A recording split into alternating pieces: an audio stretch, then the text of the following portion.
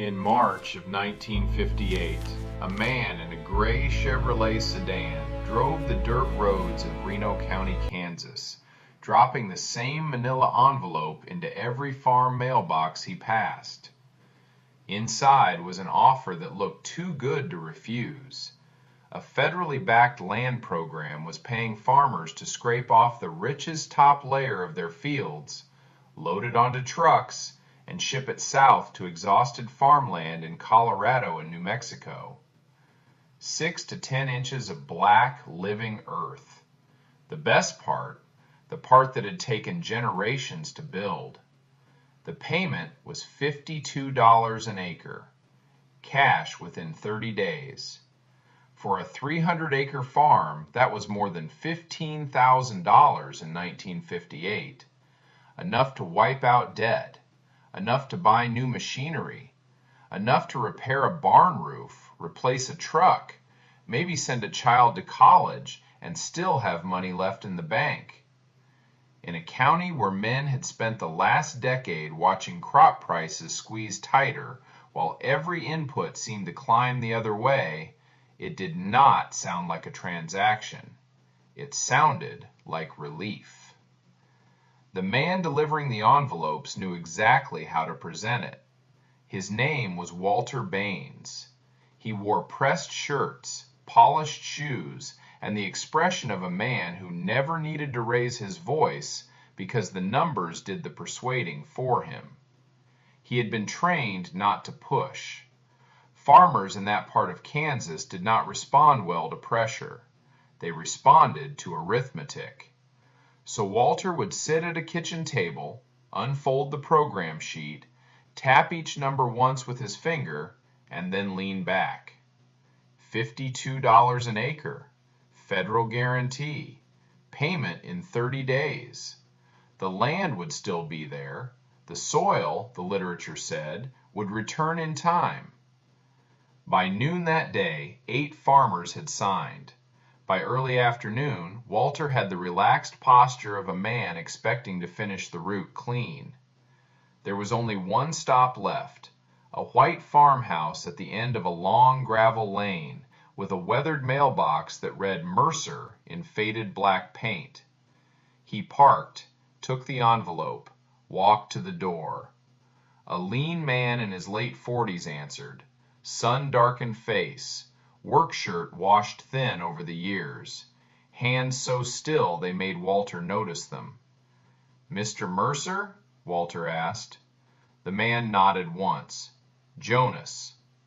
Walter introduced himself, and a few minutes later the papers were spread across the kitchen table. He gave the pitch exactly the way he had given it 11 times already that day. $52 an acre, immediate payment. No risk, no real loss. The removed layer would come back eventually. Your neighbors are already signing. Jonas Mercer read every page once. Then he read them again. He did not ask a single question while he read. When he finished, he set the papers down flat, looked out the kitchen window toward the first pale green lines of spring growth in his fields, then looked back at Walter Baines and said one word. Walter smiled politely, the way men smile when they think someone has misunderstood a simple proposition. So he explained it again, more slowly this time. The payment, the guarantee, the timeline. The fact that 8 men on his route had already signed before lunch and 3 more after it. The fact that this was, by any reasonable measure, found money. Money for something just sitting in the ground. Money for a layer the earth would replace anyway. Jonas shook his head. It won't replace it in our lifetime. That sentence hung in the kitchen for a moment. Walter looked at him, trying to decide whether this was ignorance, sentiment, or simple stubbornness. He had seen all 3 before. Usually they softened after a few days, once a man had time alone with the numbers. He gathered the papers, slid them back into the envelope, stood up. He was not angry, not yet. In his mind, this was not a refusal. It was a delay. Men like Jonas Mercer said no at the table, then called a week later after sitting with the arithmetic and hearing what their neighbors had done. Walter drove away expecting that call. It never came. By the next morning, the story had already begun moving through the county the way rural stories always do, through co-op counters, gas pumps, church steps, and coffee cups held a little too long at hardware store stools. Jonas Mercer had turned down $15,000, turned down cash, turned down the government, turned down what everyone else was already calling the easiest money they had seen since the war. At first the reaction was mild, raised eyebrows, half smiles, men repeating the story just to hear how strange it sounded out loud. But once the first checks started arriving, and once those checks began turning into paid-off notes, repaired barns, and brand new machinery, the laughter sharpened. One of Jonas's neighbors, Clifford Hale, signed early and spent part of his payment on a new Minneapolis Moline tractor, bright yellow, impossible to miss on a county road still carrying spring mud in its ruts. One Saturday afternoon, Clifford drove it slow along the fence line bordering Jonas's ground, dropped the engine down just enough to make sure he'd be heard, and leaned out the cab. "You still love dirt more than money, Jonas?" Then he laughed, loud, the kind meant to travel. Jonas was resetting a gatepost when Clifford called across. He did not answer. He did not even look up right away. He drove one staple in, then another, then a third. Clean strokes, exact. As if the words had passed over the fence and disappeared into the wind with everything else that did not matter. That night he did not mention the exchange to his wife. He did not mention Walter Baines. He did not mention the check he had refused, because his decision was not something he felt the need to defend out loud. He had already measured it, in a unit nobody else in Reno County was using that spring. Not 30 days, not one season. A lifetime. And somewhere beneath the black soil outside his kitchen window, he knew there were things no truck could carry away without taking the future with them. To understand why Jonas Mercer said no, you have to understand what he believed he was being asked to sell. It wasn't dirt. It was time. Jonas Mercer was born in 1909, on the same 300 acres he would still be farming in 1958. Land his father, Elias Mercer, had broken from prairie grass decades earlier, with horses, hand tools, and patience measured in years instead of seasons. Elias was not a man who talked often, but there was one lesson he repeated enough times that it never left his son. He would kneel in the field, reach down, and lift a handful of black soil into his palm. Not quickly, not casually. The way a man handles something that took longer to make than he can fully understand. Then he would turn it slowly in his hand. "This," he said once on a cold April morning when Jonas was 9, "is 10,000 years." Every root that had grown and died, every season that had ended and given itself back to the ground, every inch built, not by men, but by time. "You don't make this," Elias said. "You either keep it or you spend it." Jonas never forgot that, not because it sounded poetic, because it explained everything he saw afterward. When rain fell, he watched where the water went. When fields dried, he noticed which ones stayed dark longer. When frost came, he paid attention to how deep it drove into the ground. He wasn't guessing, he was collecting evidence. By the early 1930s, he had started writing it down. Not thoughts, not opinions, numbers. Soil temperature at planting depth. Rainfall totals measured from a gauge fixed to the barn. Moisture readings pulled with a simple probe his father had built from scrap copper. Yield by field, by crop, by year. 30 years of records, stacked on a shelf in the kitchen, each notebook labeled in pencil along the spine. It didn't look like much, but it was more information about that land than anyone else in the county had ever collected. He didn't talk about it, he used it. The way he farmed came directly from what those notebooks showed him. He didn't plow deep, even after tractors became common. He kept his tillage shallow, just enough to work the surface without turning over the deeper layers that held the structure of the soil together. He didn't burn his crop residue in the fall. While other fields sent columns of pale smoke into the October sky, Jonas left the stalks where they fell. He chopped them down, spread them across the ground, and let them break down slowly, feeding the soil that had produced them. He didn't leave his fields bare through winter. Starting in the late 1940s, he planted a cover crop after harvest. Something living, something green, something that kept roots in the ground when everything else was dormant. No one else in the county was doing that. The extension office at the time recommended clean fields, bare soil, nothing growing until spring. Jonas tried that once, then he stopped, because his numbers told him something different. They showed him that soil left exposed lost more than it gained. He didn't have the language for it. He couldn't have explained microbial life, or fungal networks, or organic matter percentages the way a scientist would, but he could see the difference. Earthworms in one field, absent in another. Water soaking in here, running off there. Crops holding color longer, or fading too early. That was enough.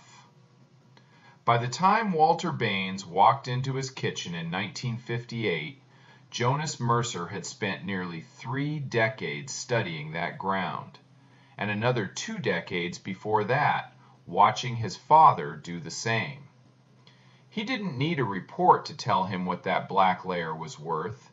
He had already measured it in yields, in seasons, in years where nothing else explained why his fields kept producing when others struggled. So when Walter said, "The soil will come back," Jonas didn't hear reassurance. He heard a timeline. 20 years, maybe 25. And he translated it immediately into something simpler. Not in his lifetime. Not in the lifetime of the man sitting at that table. And maybe not in the lifetime of the one who would come after him. That was the difference. Walter Baines was selling a transaction. Jonas Mercer was protecting a system, one measured in generations. And once you see something that way, there is no number that makes selling it feel like a gain. The summer after the contracts were signed, the money started arriving. Checks in white envelopes, numbers larger than most men in the county had ever seen attached to their names. Debts disappeared. New paint went on old barns. Machinery yards began to change. Tractors that had been kept running past their years were replaced with ones that started clean and loud on the first turn. On paper, it looked like progress. And in the short term, it was. The farms that had signed were lighter, financially, emotionally. Years of pressure lifted in a single season. Men who had spent a decade calculating every expense suddenly had room to breathe. And they wanted that difference to be seen, especially by the one man who had said no. Clifford Hale made sure of that. His new tractor became a regular sight on the road running along Jonas Mercer's fence line. Bright yellow, impossible to ignore. He didn't always say something, but when he did, it carried. "You still holding on to that dirt, Jonas?" Laughter followed. Not cruel in the beginning, just certain. Because in that moment, the math was obvious. One side had cash, the other had soil, and only one of those could be counted immediately. Jonas didn't answer, not once. Not because he didn't hear it, because he wasn't measuring his decision in the same unit. They were measuring in months.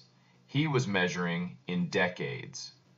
So while the county adjusted to new money, Jonas Mercer went back to work. The same work he had always done. He didn't change his system to prove a point. He didn't argue at the co-op. He didn't explain himself. He just kept doing what his records had already shown him worked. In the fall, while smoke lifted from neighboring fields, Jonas ran his chopper and left every stalk where it fell. Residue spread across the ground, not removed, not burned.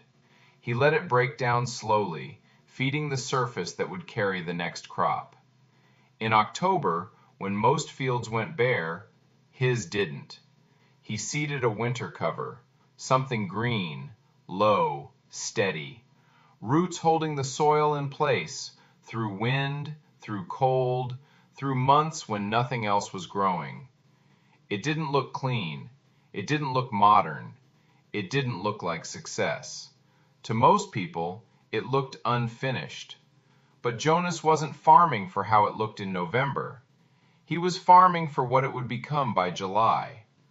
When spring came, the difference wasn't dramatic. Not yet. The stripped fields still produced. The soil still held enough to carry a crop.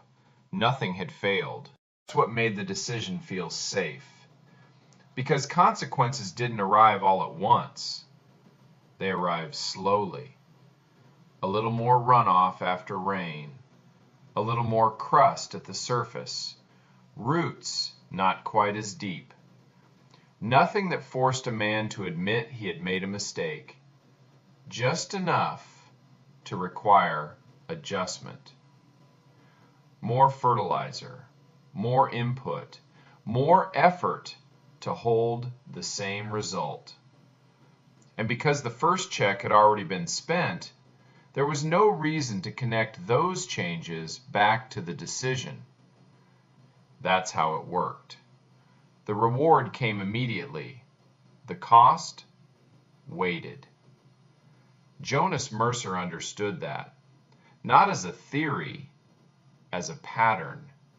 He had seen it before, in smaller ways, across years of watching what happened when ground was pushed too hard, or left too exposed, or worked deeper than it should be. So he didn't look for proof in the first season, or the second. He let time do what time always does, reveal what numbers can't show right away. And while the county kept counting what had been gained, Jonas Mercer kept protecting what had not been lost. By the middle of the 1960s, the difference stopped being subtle. Not dramatic, but undeniable. It showed up first after heavy rain. On the stripped fields, water no longer moved the way it used to. It hit the surface, spread, and ran. Instead of soaking in, it stayed above. When the sun came back, the surface hardened, a thin crust. Not enough to alarm anyone, but enough to change what came next. Seeds struggled more, roots pushed less. And every time that happened, something small was lost. The deeper problem wasn't what you could see, it was what you couldn't. Beneath that pale surface, a layer began to form, compacted, tight, exactly where the topsoil had once ended. Roots that should have gone down 18 inches stopped at 7, maybe 8, turned sideways, searching for something that wasn't there anymore. When dry weather came, that difference mattered, because shallow roots don't reach stored moisture. They survive on what falls from the sky, and when nothing falls, they fail. Clifford Hale saw it in his numbers before he said it out loud. Yields that had once felt reliable slipped.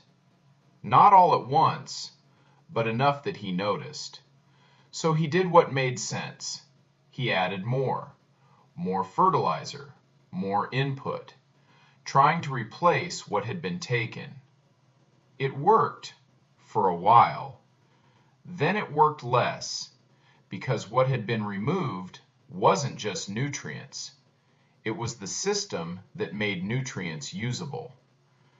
Jonas Mercer's fields moved in the opposite direction. Water disappeared into the ground instead of across it. The surface stayed open, dark longer, cooler.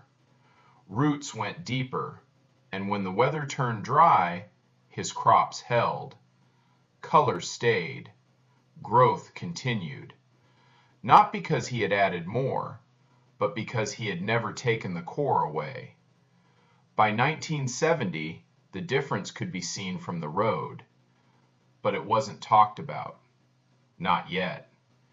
Because numbers take time to become truth in a community, and truth takes longer to become accepted. That changed one August afternoon. A county extension agent named Harold Voss pulled his truck to the edge of Jonas Mercer's field and shut off the engine. He had just come from 3 other farms, fields where the corn stood thinner than it should have, pale at the base, already fading under summer heat. He stood at the fence for several minutes, said nothing, just looked. Jonas's corn stood above him, dark green, full, stalks thick, leaves holding color from top to bottom. It didn't match what he had just seen less than a mile away. So he knocked on the door. Jonas let him in, put coffee on, and when Harold asked what he was doing differently, Jonas gave the simplest answer he had. Nothing different, just the same thing, for a long time. Then he reached up and took the notebooks down from the shelf, one by one, set them on the table, opened them. What followed wasn't an argument, it was a record. Years of soil temperature readings, moisture levels, planting dates, yield data, practices written down, then repeated, then measured again. Harold didn't interrupt much.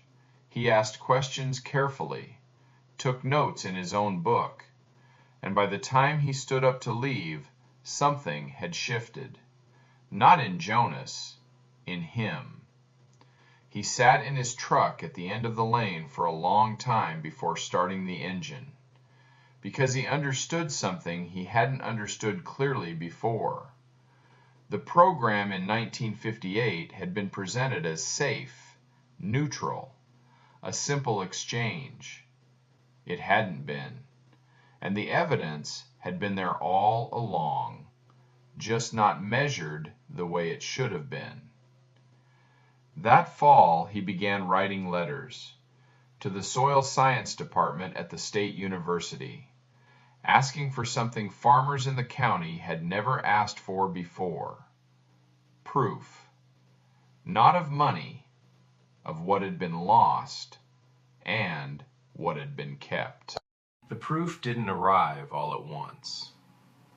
It never does. It came in samples, measurements, and a report written in language so careful it almost sounded quiet. But what it said was not quiet at all. In the spring of 1972, a team from the State University arrived in Reno County with coring equipment and notebooks of their own. They pulled soil samples from farms that had signed the program and from one that had not.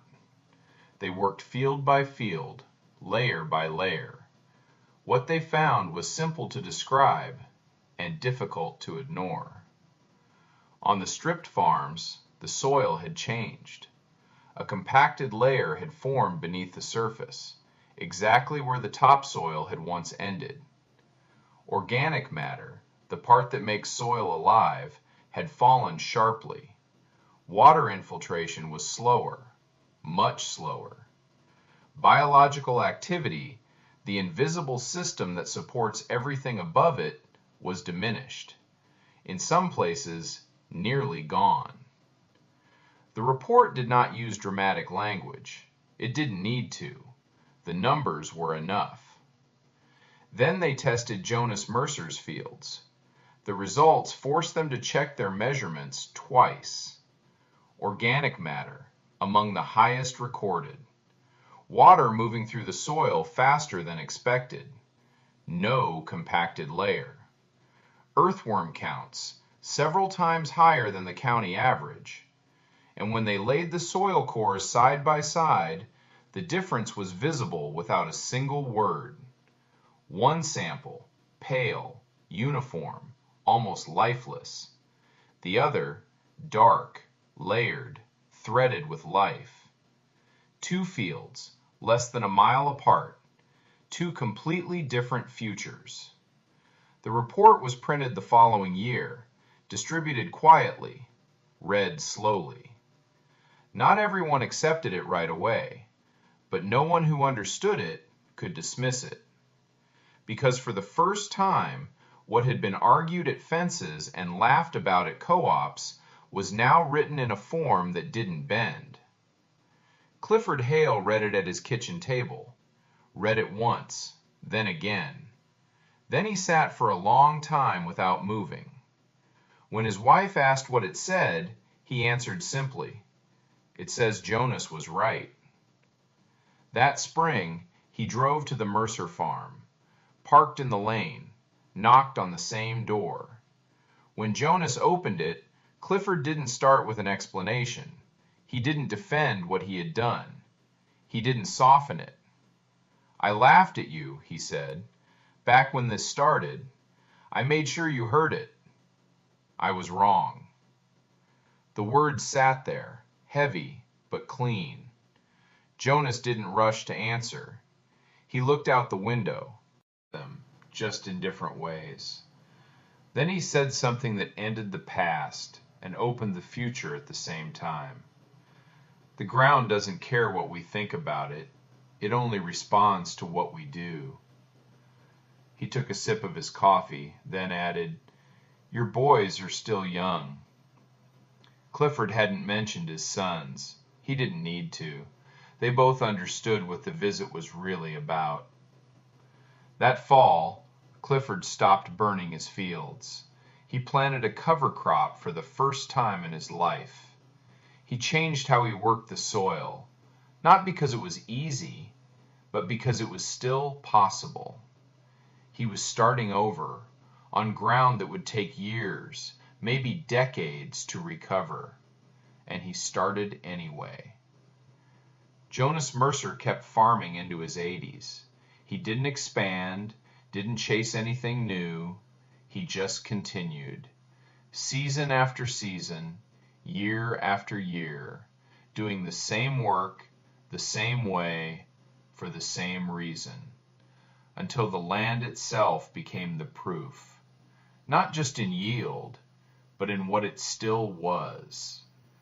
When he finally stepped away, the farm didn't end, it continued, through his son, then his grandson. The notebooks stayed on the same shelf, new handwriting, continuing old records. The practices didn't change, because the results hadn't. Years later, when someone asked his son if Jonas had ever regretted saying no to the money, he answered without hesitation. He never mentioned it, not once, because there was nothing to regret. The offer had been real, the money had been real, but so was the cost. And Jonas Mercer had understood something most people didn't until it was too late. Some things, once they're loaded onto a truck and driven away, don't come back. Not in time that matters. And knowing which things those are is the only kind of wealth you can't sell.